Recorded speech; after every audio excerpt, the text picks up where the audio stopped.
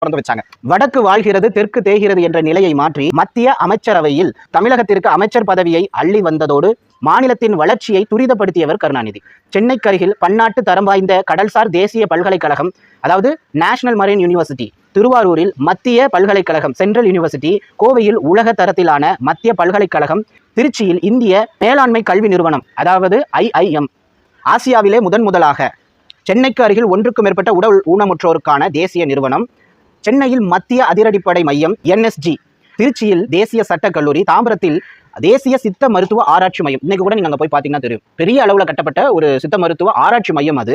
அதுபோக ஒரகடத்தில் 470 கோடி ரூபாய் முதலீட்டில் மத்திய அரசின் தேசிய மோட்டார் வாகன சோதனை மற்றும் ஆராய்ச்சி மையம், கிண்டி, கத்திப்பாரா, கோயம்பேடு, பாடி போன்ற இடங்களில் உள்ள மிகப்பெரிய மேம்பாலங்கள், துறைமுக விரிவாக்க பணிகள், சரக்கு பெட்டக முனையங்கள், நீர்வழி போக்குவரத்து வசதிகள் போன்றவற்றை இவருடைய காலத்துல தான் துவங்கியிருக்காங்க.